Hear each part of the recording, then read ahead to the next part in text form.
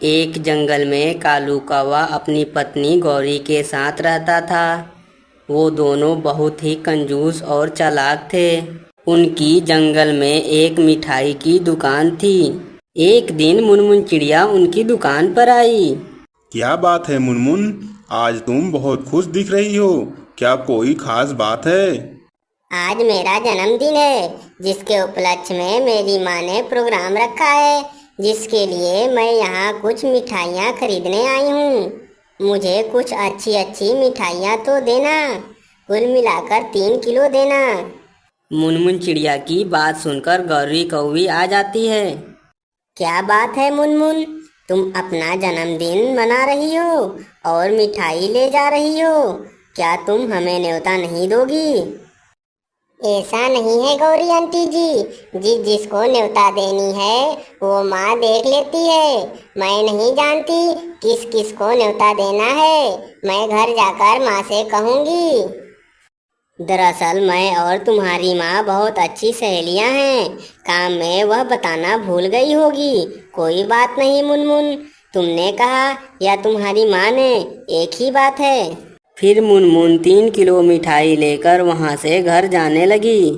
आज का खाना तो बच गया, शाम को दावत में जाएंगे और 2-3 दिन का खाना खाकर आएंगे।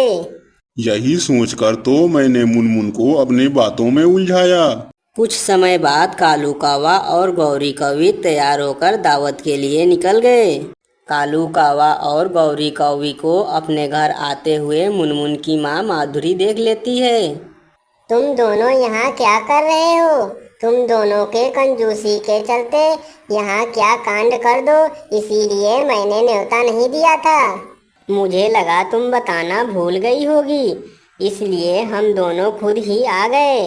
वैसे भी तुम्हारी बेटी मुनमुन हमारी बहुत अच्छी दोस्त है। उसने ही हमें खास कर आने को कहा, नहीं तो हम नहीं आते। अब आ ही गए हो तो हम अब क्या कर सकती हूँ। जाओ अंदर खाना खा लो और किसी भी चीज को हाथ मत लगाना। यह कहकर माधुरी वहाँ से चली गई। कालू जी, मैंने तो 2 दिन तक का खाना भर पेट खा लिया है, आप बताओ। तुझसे मेरा पेट बड़ा ही है ना, मैंने 4 दिन का खाना खा लिया हूँ। जानते हो कालू जी, मैंने आते हुए देखा एक कमरे में बहुत सारी मिठाइयाँ रखी हुई थी। मैं सोचती हूँ कि हम दोनों चुपके से जाएं और सारी मिठाइयाँ उठाकर लाएं और अपनी दुकान में रखकर बेच दें, किसी को पता भी नहीं चलेगी। अरे वाह मेरी चालाक पत्नी, तुमने क्या दिमाग लगाया है। सभी के नज़रों से छुपाते हुए कालू कौवा और गौरी कौवी ने सारी मिठाई चुरा ली और अपने घर पर रखकर वापस दावत में ऐसे आए जैसे कुछ हुआ ही ना हो। इधर हरियाली तोती ने माधुरी से कहा, माधुरी, तुम तो कह रही थी तुम्हारे लिए तरह तरह के मिठाई मंगवाई हूँ। पेट भर खाना तो खा लिया, अब थोड़ी मिठाई हो जाए। अरे हाँ, क्यों नहीं हरियाली जी, तुम पूछो मैं ना लाऊं। तुम रुको, अभी मैं लेकर आई। यह कहकर माधुरी मिठाई लाने दूसरे कमरे में गई। यह देखकर गौरी कौवी ने कहा, देखना कालू जी, माधुरी हैरान होकर आएगी और हम दोनों को अंदर ले जाएगी। फिर वैसा ही हुआ। माधुरी उन दोनों को अंदर लेकर आई।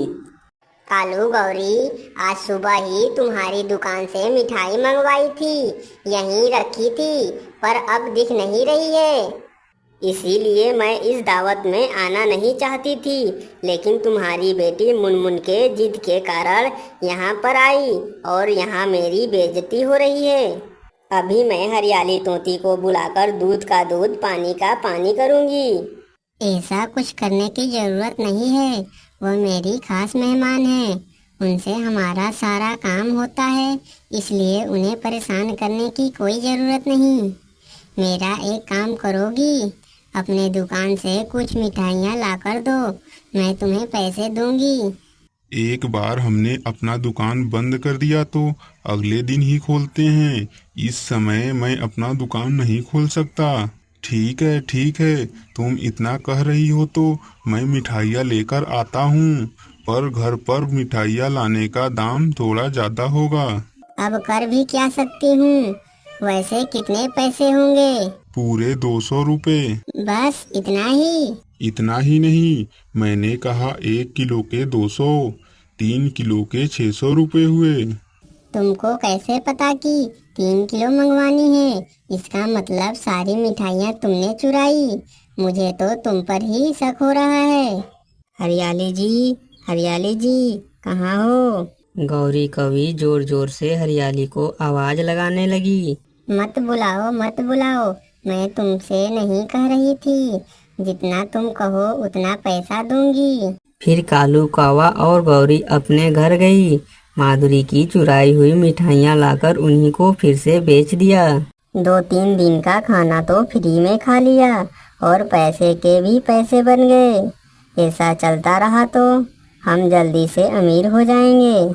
दोस्तों, हमें इस कहानी से ये सबक मिलती है कि धूर्त और चालाक लोगों से दूरी बनाकर रहना चाहिए।